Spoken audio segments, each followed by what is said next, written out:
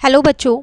आज मैं आप लोगों को क्लास 9th की जो आपके पास मैथ्स की न्यू एनसीईआरटी की बुक है ना हिंदी मीडियम में, तो उसमें हमने अपना चैप्टर नंबर 2 स्टार्ट कर दिया है। आज हम उसकी प्रश्नावली 2.2 करने वाले हैं। यहाँ पर इसमें क्वेश्चन नंबर 1 है हमारे पास। यहाँ पर कह रहे रैखिक बहुपद 5x-3 का मान ज्ञात कीजिए यदि x जो है वो 0 हो, -1 हो और x 2 हो।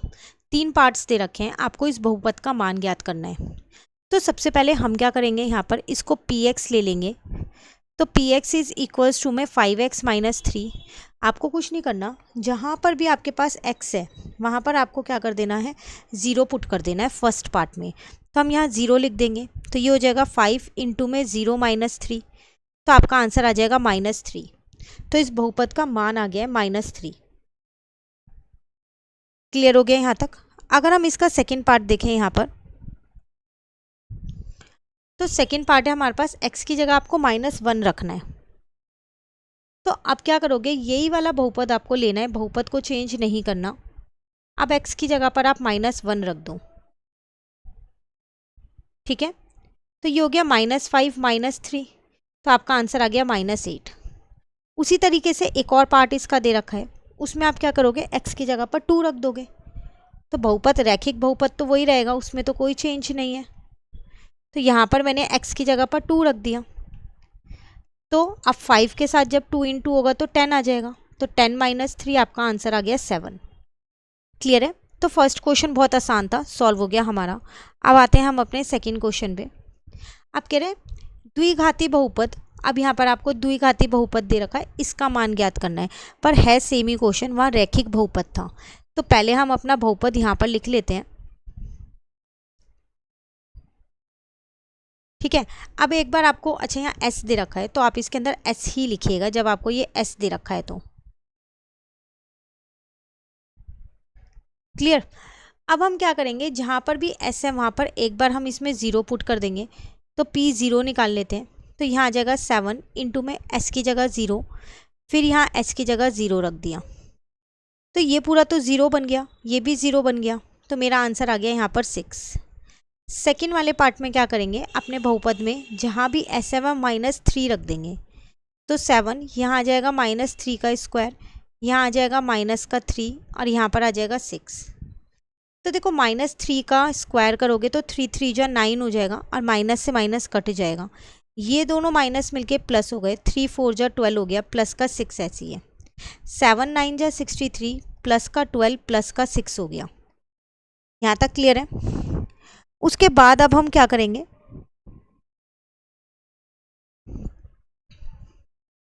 इन सबको प्लस कर लेंगे। तो 63 प्लस यहाँ पर 18 आ गया, 8 + 3 11, 6 + 1 7 + 1 8, 81 आपका यहाँ पर आंसर आ गया। क्लियर। अभी इसका एक और पार्ट है यहाँ पर, थर्ड पार्ट, उसमें आपको कह रहा है s की जगह आपको क्या रखना है, 4 रखना है। तो s की जगह 4 रख देते हैं जहाँ पर भी s लिखा हुआ है, ठीक है। तो 4 4 जा 16 हो जाएगा आपके पास, यहाँ पर भी 4 4 जा 16 हो गया। अब आप 16 से 16 को काट मत देना, क्योंकि वो 7 के साथ मल्टीप्लाई का है, तो वो कट नहीं होगा, पहले वो 7 के साथ मल्टीप्लाई होगा। तो 7 × 16 हो जाएगा अब आपके पास, तो ये आ जाएगा आपके पास 112 -16 + 6। तो 112 में से आप 16 को माइनस कर सकते हो, अब तो 96 आएगा, और 96 में आप 6 को प्लस कर सकते हो। तो आपके पास कितना आ जाएगा, 102 आपका यहाँ आंसर आ जाएगा। क्लियर है यहाँ तक। चलिए नेक्स्ट में आपसे क्या कह रहा है, आपका क्वेश्चन नंबर 2 भी यहाँ पर कंप्लीट होता है। क्वेश्चन नंबर 3 पे आते हैं। इसमें आपसे क्या कह रहा है, आपसे कह रहा है सलील की माँ की वर्तमान आयु सलील की वर्तमान आयु से 3 गुना है। एक जना है, उसकी माँ की जो आयु है ना वो उसकी आयु से 3 गुना है। 5 वर्ष के पश्चात दोनों की आयु का योगफल 70 वर्ष होगा। 5 साल के बाद क्या होगा, उन दोनों की जो आयु होगी, अगर आप उनका योगफल निकालोगे तो वो 70 आएगा। तो आप बताओ दोनों की वर्तमान आयु कितनी है। तो वर्तमान आयु ना आपको उस लड़के की पता ना उसकी माँ की पता, तो हम यहाँ पर खुद से मान लेते हैं। तो मैंने यहाँ लिख दिया, माना सलील की वर्तमान आयु एक्स है, तो फिर उसकी मदर की कितनी होगी, उसकी माँ की होगी, माँ की वर्तमान आयु वो कितनी होगी, इसके 3 गुना, तो मतलब वो हो जाएगी 3x, क्योंकि वो इसके 3 गुना था। ठीक है, अब वो बोल रहा था कि 5 वर्ष के पश्चात, 5 साल के बाद, तो हम पहले यहाँ 5 साल के बाद इन दोनों की आयु निकालते हैं। 5 साल के बाद, तो अगर आप 5 साल के बाद देखो तो सलील की आयु कितनी हो जाएगी, अभी उसकी आयु x है, तो 5 साल के बाद x + 5 हो जाएगी। ठीक है, और उसकी माँ की आयु कितनी हो जाएगी, अभी उसकी माँ की आयु 3x है, तो 5 साल के बाद 3x प्लस हो जाएगी, 3x + 5 हो जाएगी ना। अब क्वेश्चन के अनुसार उन्होंने हमारे को क्या बोला कि इन दोनों आयु को अगर आप योगफल करते हो, इन दोनों की आयु का, 5 साल के बाद की आयु का योगफल करते हो, तो आपका कितना आंसर आ रहा है, 70 आ रहा है। तो प्रश्न के अकॉर्डिंग अगर हम यहाँ देखें, इसका मतलब x + 5 + 3x + 5 जो है वो 70 के बराबर हो जाएगा, यही होगा ना। तो इन दोनों को प्लस करेंगे तो 4x आ गया, प्लस का 10 = 70, तो 4x = में 60। यहाँ से आप x का मान निकाल सकते हो, तो वो आ जाएगा 60/4, यही आएगा ना 60/4। तो जब आप इसको इससे डिवाइड करोगे तो आपके पास यहाँ पर x का मान आ गया कितना, 15, और आपने x किसे माना था, सलील की आयु को, और आपको क्वेश्चन में क्या निकालना है, दोनों की वर्तमान आयु निकालनी है। तो आप यहाँ लिख दोगे सलील की वर्तमान आयु, जिसको आपने x माना था, वो आपके पास है 15 वर्ष। ठीक है, और माँ की वर्तमान आयु कितनी हो जाएगी, जिसको आपने 3x माना था, माँ की वर्तमान आयु आपने इसे 3x माना था, तो ये हो जाएगा 3 × में 15, तो आपका आंसर आ जाएगा 45 वर्ष। क्लियर, ये था आपके पास क्वेश्चन, कंप्लीट हो गया क्वेश्चन 3। चलिए क्वेश्चन नंबर 4 में आपसे क्या कह रहे हैं, दो धनात्मक पूर्णांकों का अंतर 63 है, दोनों पूर्णांकों का अनुपात 2:5 है, दोनों पूर्णांक ज्ञात कीजिए। कह रहे हैं यहाँ पर दो धनात्मक पूर्णांक है जिसका अंतर आपको यहाँ दे रखा है, मतलब अगर आप उन दोनों को माइनस करोगे तो आपके पास कितना आएगा, 63 आएगा। आपको क्या करना है, उन दोनों का अनुपात भी दे रखा है, 2:5 है, आपको दोनों पूर्णांक ज्ञात करने क्या है। जब भी अनुपात में दे रखा हो तो हम क्या करते हैं, x मान लेते हैं, है ना। तो मैं यहाँ से अपना पहला अनुपात निकाल सकती हूँ, पहला पूर्णांक निकाल सकती हूँ। तो पहला पूर्णांक हो गया 2x, उसी तरीके से मैं यहाँ से अपना दूसरा पूर्णांक भी निकाल सकती हूँ, वो मेरे पास हो जाएगा यहाँ पर 5x। ठीक है ना, तो वो हो जाएगा मेरे पास कितना, 5x। अब प्रश्न के अनुसार इन दोनों का अंतर मुझे दे रखा था कितना, 63, तो इसका मतलब 5x माइनस का 2x = 63, तो 3x = 63। यहाँ से x का मान निकल जाएगा, अगर आप इसे डिवाइड कर दोगे तो वो आ जाएगा 21, यही आएगा। तो मैंने यहाँ से x निकाल लिया, पर मुझे दोनों अनुपात, दोनों पूर्णांक निकालने हैं। तो यहाँ से मेरा पहला पूर्णांक निकल के आ गया, जो था मेरे पास 2x, तो इसका मतलब 2 × में 21 कर दो तो 42। दूसरा पूर्णांक आ जाएगा मेरे पास,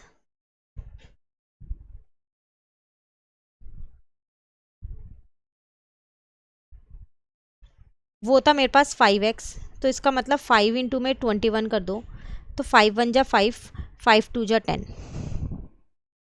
क्लियर, ये था मेरे पास क्वेश्चन नंबर 4 जो कंप्लीट होता है। अब आते हैं अपने क्वेश्चन नंबर 5 पे। इसमें आपसे क्या कह रहे हैं, रूबी के पास 2 रुपये के सिक्के की संख्या 5 रुपये के सिक्के की संख्या से 3 गुना है। यदि उसके पास कुल 88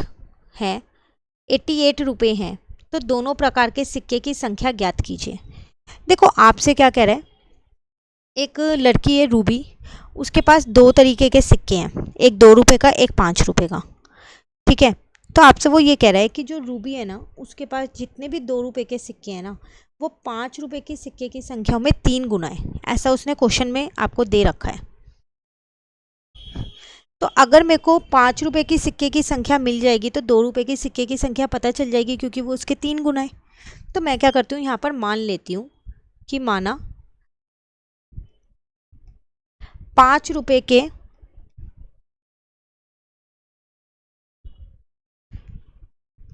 सिक्कों की जो संख्या है उसको मैंने x मान लिया। तो फिर 2 रुपये के सिक्कों की संख्या कितनी होगी, इसके 3 गुना, 3x हो जाएगी। ठीक है, अब वो मुझसे आगे क्या कह रहा है, उसके पास जो कुल राशि है, कुल राशि मतलब उसके पास कुल कितने पैसे हैं, तो वो उसके पास है 88 रुपीज़। तो कुछ रुपए उसमें से 5 रुपये के और कुछ रुपए उसमें से 2 रुपये के। ठीक है ना, तो 5 रुपये के हो जाएंगे 5x और 2 रुपये के हो जाएंगे 2 इंटू में 3x, क्योंकि 2 रुपये के सिक्के 3x है टोटल। तो 5x प्लस का 6x इजिकल टू 88, मतलब 11x इजिकल टू 88। तो यहाँ से मेरे पास x का मान आ गया, कितना आ गया, 8 आ गया डिवाइड करके। मुझे ये बताने थे कि दोनों प्रकार के सिक्के कितने हैं। तो इसका मतलब 5 रुपये के सिक्कों की संख्या कितनी है,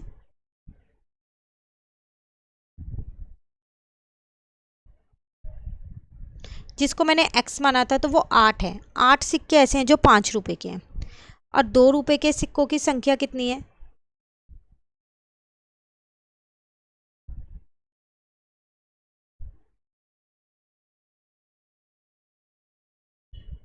जिसको मैंने क्या माना था 3x, तो वो हो जाएगा 3 इंटू में 8, मतलब 24 सिक्के, 24 सिक्के उसके पास 2 रुपये के हैं और 8 सिक्के उसके पास कितने के, 5 रुपये के हैं। क्लियर हो गया। चलिए आते अपने नेक्स्ट प्रश्न पे। यहाँ आपसे कह रहा है प्रश्न 6 में, एक किसान 300 फुट लंबी बाड़ को भिन्न भिन्न आकार के 2 टुकड़ों में काटता है। लंबा टुकड़ा छोटे टुकड़े से 4 गुना लंबा है, दोनों टुकड़ों की लंबाई क्या होगी। तो फिर हम अपने यहाँ पर छोटे और जो बड़े टुकड़े 2 टुकड़े हैं उनकी लंबाई निकाल सकते हैं। कैसे, उन्होंने हमें बोला कि जो लंबा टुकड़ा है वो छोटे टुकड़े के 4 गुना है। तो मैं मान लेती हूँ, माना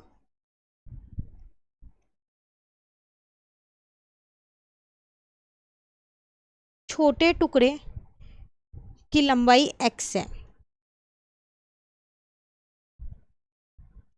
ठीक है, तो फिर जो लंबा टुकड़ा है उसकी कितनी होगी,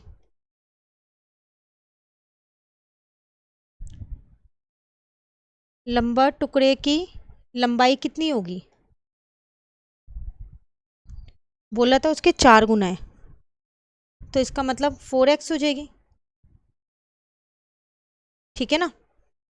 अब अगर हम प्रश्न के अनुसार देखें,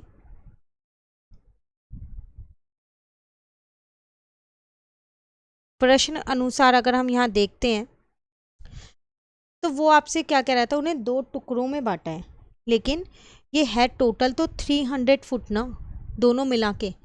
तो इसका मतलब मैं ये कह सकती हूँ कि x प्लस 4x जो है वो 300 के बराबर है। तो इसका मतलब 5x इज इक्वल्स टू में 300 आ जाएगा। ठीक है ना, तो यहाँ से मैं अपने x का मान निकाल सकती हूँ, 300 डिवाइडेड बाय 5, तो x का मान निकल के आ गया 60। तो छोटे टुकड़े की लंबाई मानी थी मैंने x, तो इसका मतलब x 60 आ रहा है। तो अब हम यहाँ पर लिख सकते हैं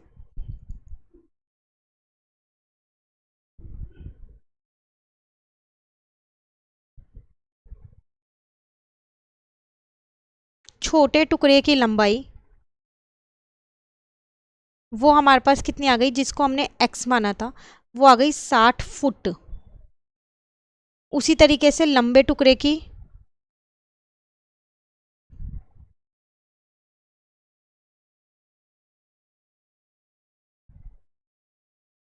लंबाई, जिसको हमने क्या माना था वो उसके 4 गुना था, 4 गुना था ना, तो 4x।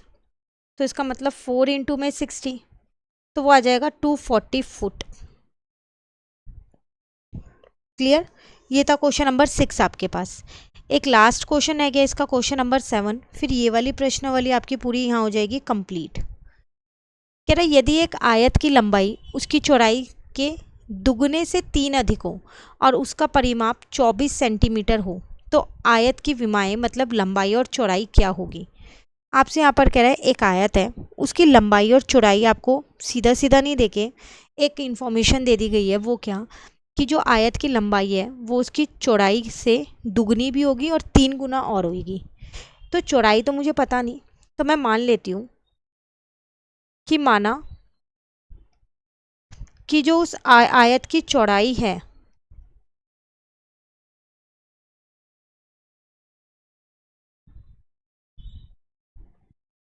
माना चौड़ाई को हमने क्या मान लिया यहाँ पर x मान लिया, x सेंटीमीटर। तो उसकी जो लंबाई आएगी वो कितनी आएगी, वो कह रहा था उसकी दुगनी तो होगी और उसमें 3 और ज़्यादा है, इतनी है उसकी लंबाई। अब इसका परिमाप आपको दे रखा है, ठीक है। तो परिमाप का अगर आप सूत्र देखो तो आपके पास क्या होता है, 2 मल्टीप्लाई एल प्लस बी होता है। ये आपको 24 दे रखा है, 2 मल्टीप्लाई एल प्लस बी आपके पास निकल गया है, 2x प्लस 3 प्लस एक्स आ गया, ठीक है। तो इस 2 को इधर ले आएंगे तो ये डिवाइड का हो जाएगा और यहाँ पर आ जाएगा 3x प्लस का 3, तो ये हो गया 12। 3 इधर आएगा तो माइनस का हो जाएगा 3x, तो 9 इज इक्वल्स टू में 3x, यहाँ से x आ जाएगा आपके पास 3। x आपने किसको माना था, चौड़ाई को, तो इसका मतलब आपकी चौड़ाई निकल के आ गई जिसको आपने x माना था 3 सेंटीमीटर। लंबाई आपने क्या मानी थी, यहाँ पर लंबाई थी आपकी इसकी दुगने से 3 अधिक थी, है ना। तो इसका मतलब x की जगह पर 3 रख देते हैं, तो 3 2 जा 6, 6 प्लस 3 9 सेंटीमीटर आ गई। क्लियर? आपको इसमें लंबाई और चौड़ाई ही बतानी थी, तो दोनों चीज़ें हमारी यहाँ पर निकल गई। क्लियर हो गया क्वेश्चन? तो ये प्रश्नावली हमारी यहाँ पर होती है कंप्लीट। क्वेश्चन नंबर 7 तक के ही इसके अंदर क्वेश्चन थे। अब जो नेक्स्ट प्रश्नावली है उसको हम करेंगे नेक्स्ट क्लास में। कहीं भी दिक्कत लगे कमेंट करके पूछ सकते हैं। हिंदी मीडियम के सारे सॉल्यूशन, सारी प्रश्नावली के जितने भी हल हैं वो आपको इस चैनल पे मिलने वाले हैं। चैनल सब्सक्राइब नहीं कर रखा तो आप चैनल सब्सक्राइब कर दीजिए, फ्रेंड्स के साथ भी शेयर कर लीजिए। और अब आप हमारे साथ व्हाट्सएप पे भी जुड़ सकते हैं, वहाँ पर आप हमें फॉलो कर सकते हैं। वहाँ पर आपको डेली वीडियोस की अपडेट मिलती रहेगी। लिंक मैं आपको नीचे डिस्क्रिप्शन में दे दूँगी, आप वहाँ से देख सकते हैं। Thank you.